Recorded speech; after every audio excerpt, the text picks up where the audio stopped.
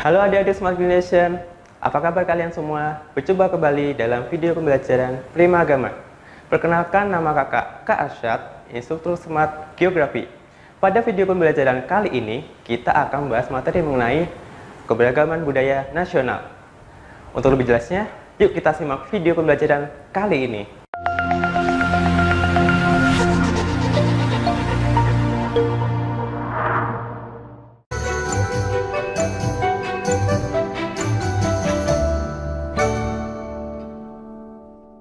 Oke adik-adik semua, sebelum kita masuk di materi mengenai keberagaman budaya nasional yang ada di Indonesia, kakak ingin menanyakan nih kepada adik-adik Smart Generation, pernah nggak sih merasakan fenomena yang unik di Indonesia? Misalnya nih, adik-adik yang tinggal di Pulau Jawa atau di Yogyakarta, kita punya kebudayaan khas, misalnya keris, kita juga punya yang namanya batik, terus kita juga punya yang namanya makanan khas seperti gudeg dan sebagainya. Lalu jika adik-adik pergi ke daerah lain, misalnya adik-adik pergi ke Pulau Bali, di sana adik-adik pasti akan menemukan hal yang berbeda yang tidak ditemukan sebelumnya di Yogyakarta. Misalnya nanti ketika adik-adik pergi ke Bali, adik-adik akan menemukan seperti namanya pura, lalu juga akan menemukan budaya yang baru juga yang tadi tidak ditemukan di Pulau Jawa. Lalu dari situ apa sih dan kenapa sih budaya di Indonesia itu begitu banyak, begitu beragam? Untuk lebih jelasnya, yuk kita cek materi selanjutnya. Dalam materi keberagaman budaya nasional ini, nantinya kita akan mempelajari mengenai yang namanya pertama, memahami konsep budaya, dan yang kedua adalah mengklasifikasi unsur-unsur budaya. Pada materi pertama ini, kita pertama-tama harus mengenali apa sih budaya itu. Jadi budaya itu ada dua penjelasan, yaitu melalui secara etimologi dan secara antropologi. Melalui etimologi, budaya itu terdiri atas dua kata, yaitu budi dan daya. Budi adalah kemampuan manusia untuk membedakan mana yang baik dan mana yang buruk, sedangkan daya adalah kemampuan manusia untuk melakukan suatu hal. Jika dua kata tadi digabung, akan memiliki arti yaitu daya dari budi yang berupa cipta, rasa, dan karsa. Cipta sendiri adalah kemampuan manusia untuk melakukan hal baru dari yang tiada menjadi ada. Lalu rasa adalah respon manusia, tanggapan manusia terhadap apa yang terjadi di sekitar kita. Dan karsa adalah kehendak atau niat yang muncul dari dalam diri manusia.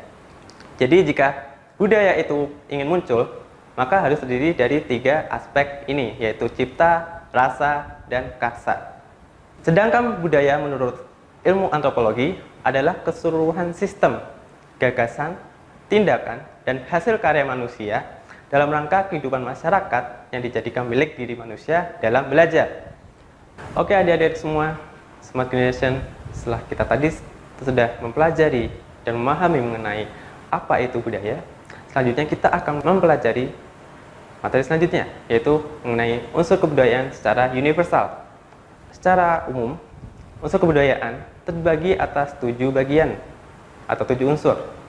Yang pertama adalah bahasa, dua adalah organisasi sosial, yang ketiga adalah peralatan dan teknologi, yang keempat adalah sistem religi, yang kelima adalah sistem pengetahuan, yang keenam mata pencaharian atau pekerjaan, dan yang terakhir adalah kesenian. Jika adik-adik ingin memahami atau mempermudah dalam menghafalkan terkait materi ini, ada cara gampangnya, secara smart, yaitu jika semua 7 unsur tadi digabungkan menjadi suatu singkatan, maka akan menjadi singkatan yaitu Bos PT Sri Simpen Mahar Seni. Gimana itu Kak maksudnya?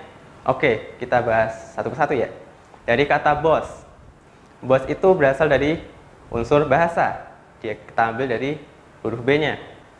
Lalu organisasi sosial atau O dan bagian S.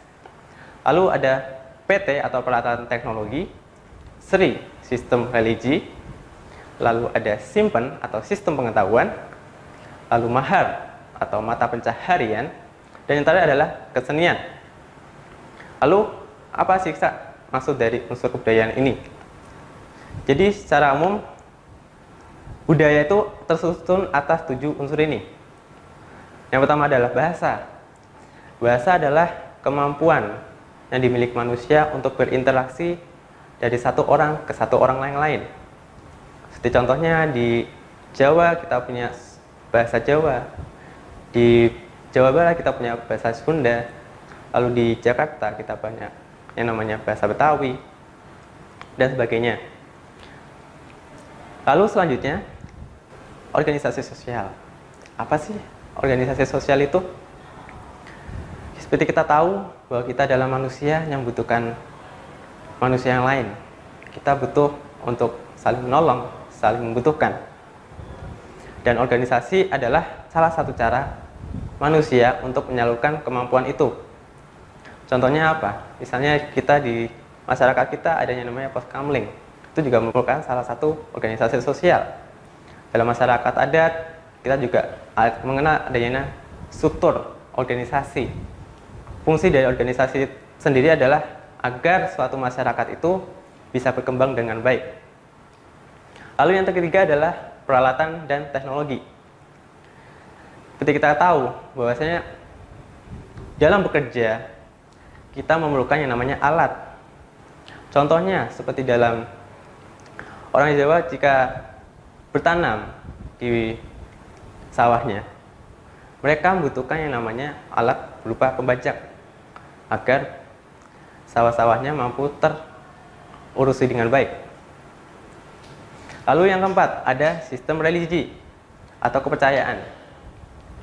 Penting nggak sih? Ya penting, karena dengan kepercayaan itu maka manusia sudah melakukan hubungan yang baik antara dirinya dan dengan Tuhan. Contohnya apa sih Kak? Contohnya nih, di Jawa kita mengenal adanya namanya budaya kejawen. Lalu jika kita pergian ke daerah lain seperti di Bali, ada suatu sistem kepercayaan yaitu Trihita Karana. Selanjutnya ada sistem pengetahuan. Sistem pengetahuan adalah kemampuan manusia untuk melakukan ide, melahirkan gagasan, sehingga suatu masyarakat mampu mengatasi segala permasalahan dan berkembang serta maju ke arah yang lebih baik. Selanjutnya ada unsur mata pencaharian. Mata pencaharian itu sendiri terkait dengan yang namanya pekerjaan. Dalam satu masyarakat, jika masyarakat itu tidak memiliki pekerjaan atau individu tidak memiliki pekerjaan, maka mereka tidak akan bisa bertahan hidup karena mereka perlu yang namanya memenuhi kebutuhan dirinya sendiri dan mungkin keluarganya. Lalu contohnya apa sih Kak? Seperti misalnya di Pulau Jawa, rata-rata kebanyakan masyarakatnya adalah petani. Mereka bergantung pada pertanian.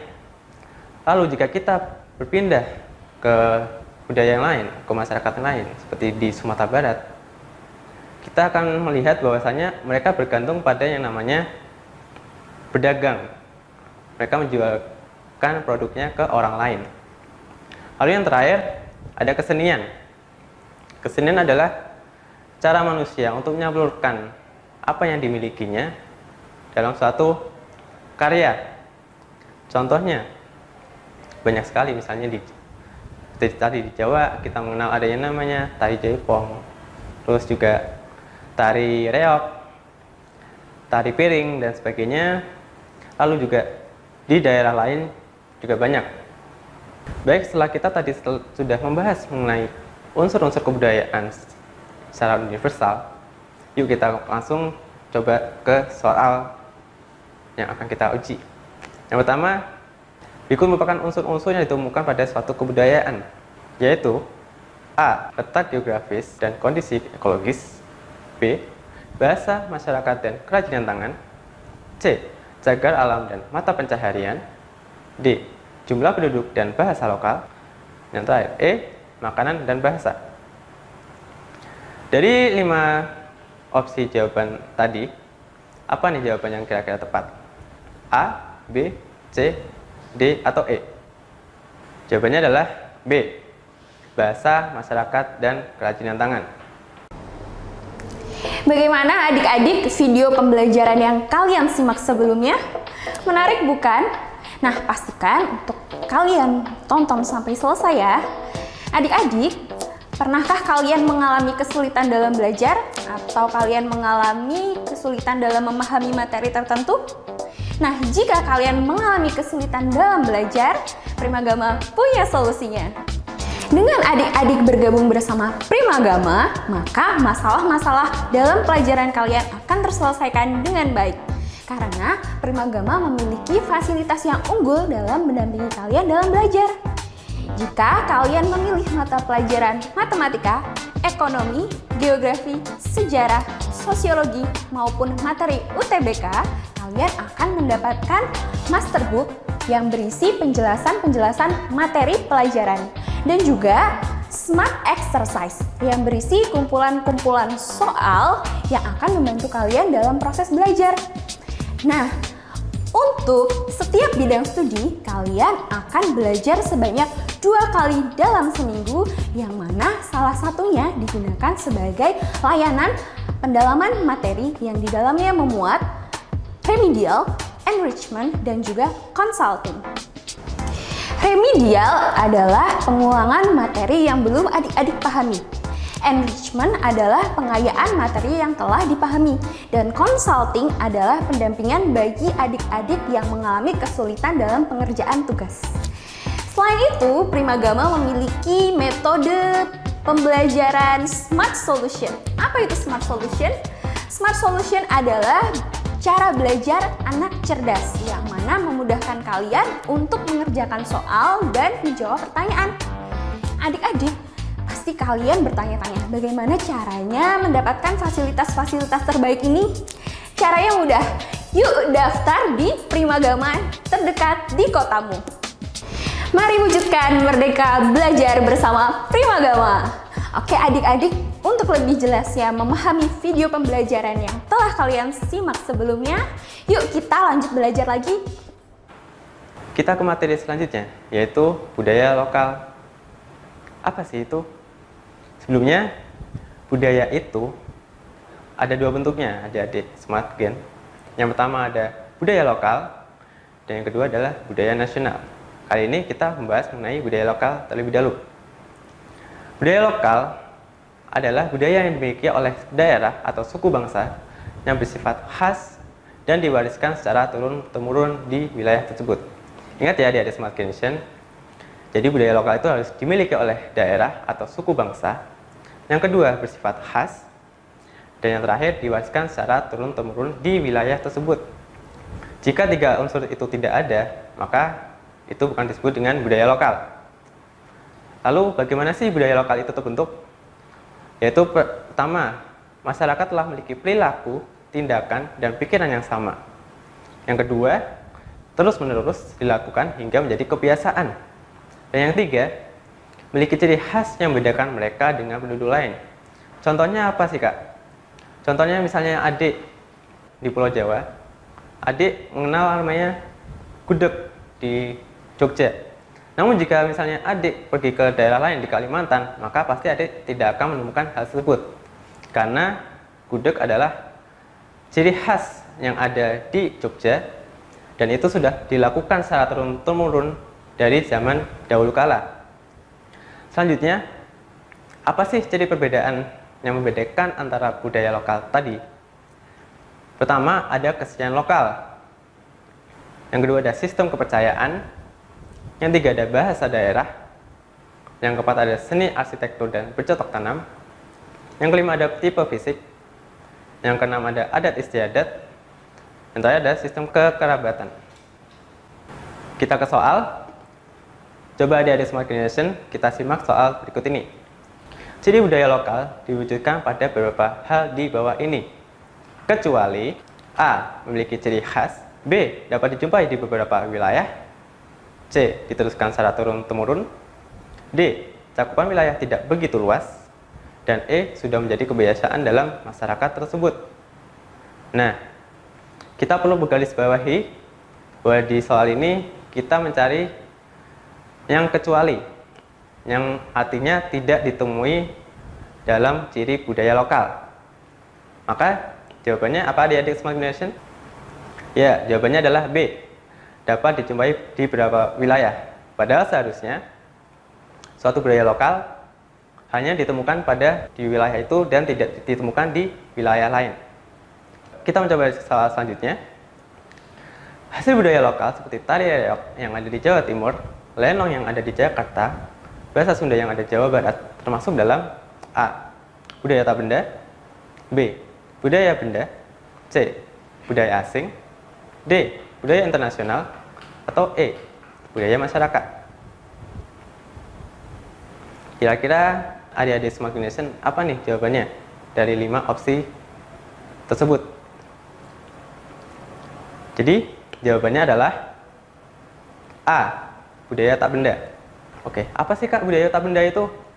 Budaya tak benda itu adalah budaya selain museum dan cagar budaya. Karena cagar budaya dan museum termasuk budaya benda.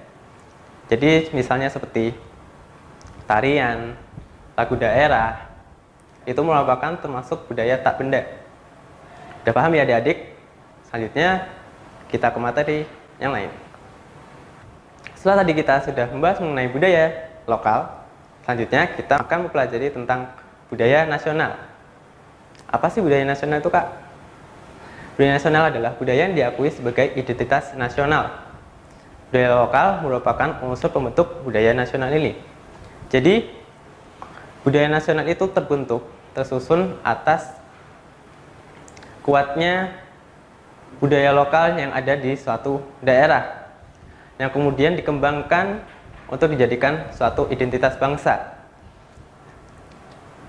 Jadi, budaya nasional itu bertujuan untuk perwujudan cipta, karya, dan karsa bangsa Indonesia, lalu untuk mengembangkan harkat dan martabat bangsa di dunia internasional, dan yang terakhir adalah diarahkan untuk memberikan wawasan dan makna pada pembangunan nasional. Contohnya apa aja sih? Yuk kita ke soal. Beberapa hal berikut ini merupakan contoh hasil budaya, seperti keris, kebaya, rumah, joglo, dan batik. Hasil budaya tersebut dapat digunakan sebagai A. Alat perekat bangsa, B. Sebagai alat komunikasi, C. Sebagai alat interaksi, D. Sebagai alat sosial, dan E. Sebagai alat transportasi. Oke, dari 5 opsi tersebut, apa nih adik-adik Smart Generation jawabannya? Jawabannya itu A ya, Dek. Sebagai alat perekat bangsa. Soal selanjutnya. Menurut Kuncoro Ningrat, persyaratan yang harus dimiliki kebudayaan nasional adalah sebagai berikut. Kecuali A. Kebudayaan daerah bermutu, B. Harus menimbulkan identitas warga negara, C. Harus bermutu tinggi, D. Harus menimbulkan rasa bangga pada para pendukung, dan terakhir E. Harus mencintai produk luar. Jadi sebelumnya, budaya nasional memiliki makna dan arti tersendiri dan diterjemahkan oleh berbagai tokoh. Salah satunya adalah Kuncoro Ningrat. Sebelum kita memaknai budaya nasional dari Kuncoro Ningrat, kita jawab dulu ya adik-adik Smart Generation. Jadi jawabannya adalah E. Harus mencintai produk luar. Karena ini merupakan kecuali, tidak mungkin dalam budaya nasional kita malah mencintai produk luar, padahal kita harusnya mencintai produk dalam negeri sendiri. Jadi menurut Kuncoro Ningrat itu tadi, budaya nasional harus memiliki mutu atau kualitas, lalu harus menimbulkan identitas bagi warga negara, dan harus menimbulkan rasa bangga kepada para pendukung atau warga itu sendiri. Oke, sudah paham ya adik-adik? Kita lanjut ke materi selanjutnya. Oke, setelah tadi kita sudah mengetahui tentang apa sih itu budaya, lalu unsur-unsur apa saja yang menyusun suatu budaya itu sendiri. Setelah kita melihat ternyata begitu beragamnya budaya yang ada di Indonesia, setelah itu kita harus tahu nih, apa sih faktor yang menyebabkan semua itu terjadi. Oke, jadi faktor keberagaman budaya itu ada 3 faktornya. Pertama ada letak geografis, yang kedua ada posisi strategis, yang ketiga ada kondisi ekologis. Letak geografis terkait dengan lokasi di Indonesia sendiri yang merupakan negara kepulauan. Di sana kita memiliki daratan dan lautan. Karena kepulauan itu sendiri, kita tersusun atas beribu pulau yang membentuk suku yang begitu beragam. Karena apa? Karena pulau itu terisolasi dengan wilayah lain, berakibat minimnya komunikasi dengan daerah lain, membuat masyarakat yang ada suatu pulau fokus mengembangkan budaya tersebut tanpa terpengaruhi oleh budaya lain. Lalu yang kedua ada posisi strategis. Indonesia sendiri merupakan jalur strategis di zaman dahulu, ketika zaman kerajaan dan ketika zaman penjajahan dahulu kala. Posisi strategis itu seperti apa sih, Kak? Jadi dulu dan hingga kini Indonesia merupakan negara yang diapit oleh 2 samudra dan 2 benua. Samudra apa? Samudra Pasifik dan Samudra Hindia. Benuanya apa, Kak? Benua Asia dan benua Australia. Lokasi strategis itu menjadi lokasi yang ideal bagi pedagang untuk berlabuh, untuk bertransit di Indonesia. Dari proses transit itu terjadi yang namanya interaksi budaya. Budaya asing bertemu dengan budaya lokal yang ada di Indonesia. Akibat interaksi tersebut, budaya yang ada di Indonesia semakin beragam dan semakin banyak kita temui. Lalu yang terakhir ada kondisi ekologis, yaitu terkait dengan kondisi yang ada di lingkungan sekitarnya. Contohnya apa? Seperti di daerah kepulauan, kita mengetahui ada daerah gunung dan pasti juga ada daerah pantai. Umumnya orang yang di daerah pantai cenderung bahasanya untuk berkomunikasi harus menggunakan suara yang keras. Sedangkan di gunung, karena kerapatan, maka di sana cenderung halus dan lebih tenang dalam berkomunikasi. Seperti itu. Jadi faktor ekologis seperti topografi, iklim, dan suhu mampu menentukan keberagaman suatu budaya. Selanjutnya, kita ke materi terkait dengan interaksi budaya. Tadi kan kita sudah bahas nih, sudah menyinggung bahwasanya pedagang yang transit di Kepulauan Indonesia melakukan yang namanya interaksi secara tidak langsung. Interaksi itu apa saja sih, Kak? Jadi ada 3 interaksi budaya. Yang pertama ada akulturasi, yang kedua ada asimilasi, lalu yang ketiga ada amalgamasi. Akulturasi adalah bertemunya budaya asli dengan budaya asing. Budaya tersebut lambat laun diterima dan dipadukan dengan budaya asli tanpa menghilangkan unsur aslinya. Contohnya apa? Kita lihat di Masjid Agung Demak dan banyak masjid-masjid di Pulau Jawa. Pada umumnya karena terpengaruh oleh yaitu dari kerajaan Hindu, bentuk dari atap masjid itu yang seharusnya pada umumnya untuk kaum muslimin adalah berbentuk kubah. Karena adanya interaksi budaya dari akulturasi, masjid tersebut tetap berfungsi sebagai masjid, namun secara arsitektur berbentuk limas di bagian atapnya. Itu contoh dari akulturasi sendiri. Lalu selanjutnya ke asimilasi. Asimilasi adalah pembauran 2 atau lebih kebudayaan yang ditandai dengan hilangnya kebudayaan asli dan membentuk suatu kebudayaan baru. Contohnya seperti saat kita pergi dari Indonesia karena ada urusan ke luar negeri.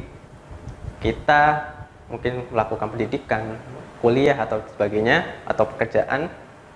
Karena berlama-lama di sana, lama-lama budaya yang biasanya kita lakukan di Indonesia hilang dan kita malah mengikuti kebudayaan baru yang ada di luar negeri tersebut. Itu merupakan bentuk dari asimilasi. Dan yang terakhir ada amalgamasi. Amalgamasi adalah proses penyatuan 2 atau lebih ras atau kebudayaan melalui proses perkawinan. Contoh pernikahan 2 etnis atau 2 suku berbeda, misalnya kayak suku Jawa dengan suku Betawi dan sebagainya. Oke, kita ke soal. Santo yang merupakan orang dari suku Jawa telah melakukan pernikahan dengan Santi yang merupakan orang dari suku Betawi 3 tahun yang lalu. Pendidikan tersebut ternyata menimbulkan sikap keterbukaan tentang pemahaman akan budaya lain. Proses yang terjadi merupakan dampak positif dari A. Akulturasi, B. Amalgamasi, C. Akreditasi, D. Asimilasi, atau E. Asuransi. Oke, kita lihat soalnya dulu ya. Jadi kakak sudah menggarisbawahi ada kata pernikahan. Jadi sebelum kakak menjelaskan, apa nih jawabannya dari 5 opsi tadi? Ya, jawabannya adalah B. Amalgamasi. Amalgamasi tadi adalah proses penyatuan budaya karena melalui pernikahan atau perkawinan dari beda suku. Selanjutnya, kita ke materi persebaran suku bangsa di Indonesia. Tadi kita sudah melihat bahwasanya suku bangsa yang ada di Indonesia nyata cukup banyak dan tersebar merata. Dari Pulau Sumatera tak ada Aceh Gayo, lalu di Bali ada Bali Sasak, di Jawa ada Betawi, Banten, Kalimantan, Melayu, Dayak, Sulawesi, Bugis, Toraja, Papua, Waigeo, Yapen, dan seterusnya. Itu merupakan kekayaan Indonesia. Sedangkan secara fakta dan data, Indonesia merupakan negara dengan 700 suku, dengan 1001 bahasa, dan 819 budaya tak benda. Lalu kita ke soal. Untuk memahami lebih dalam, berikut merupakan suku-suku yang tersebar di Indonesia. Sukunya terdapat di Pulau Kalimantan, yakni A. Sasak, B. Ogan, C. Sunda, D. Minangkabau, atau E. Dayak. Oke, tadi kakak sudah memperlihatkan ya sebelumnya suku-suku yang tersebar di berbagai pulau besar di Indonesia. Nah, dari situ kira-kira apa nih yang ada di Pulau Kalimantan? Jadi, jawabannya adalah E. Dayak. Untuk Sasak sendiri berada di Pulau NTB. Lalu Ogan ada di Sumatera Selatan. Sunda ada di Jawa Barat, dan Minangkabau ada di Sumatera Barat. Dan terakhir, budaya yang dihasilkan oleh masyarakat dalam suatu bangsa sejak zaman dahulu hingga kini sebagai suatu karya yang dibanggakan yang memiliki kekhasan dan menjadi identitas warga, serta menjadi jati diri bangsa yang kuat. Disebut A. Budaya alam, B. Cagar alam, C. Biosfer, D. Budaya nasional, atau E. Dinamika. Tadi kakak sudah menandai kata-kata yang menjadi kata kunci dalam soal ini. Kira-kira apa adik-adik Smart Generation? Ya, jawabannya adalah D. Budaya nasional. Nah, kita tahu sendiri budaya nasional itu adalah kebudayaan yang dihasilkan oleh suatu masyarakat dari zaman dahulu sebagai suatu karya yang dibanggakan dan memiliki kekhasan serta menjadi identitas warga negara serta menjadi jati diri bangsa yang kuat. Seperti itu. Sudah paham ya adik-adik terkait materi tentang keberagaman budaya nasional? Demikian adik-adik Smart Generation penjelasan mengenai materi keberagaman budaya nasional. Semoga bermanfaat untuk adik-adik semua. Sampai berjumpa di video pembelajaran selanjutnya. Jangan lupa subscribe channel YouTube kita dan aktifkan loncengnya untuk update video kita. Primagama siap, Primagama smart, Primagama terdepan dalam prestasi.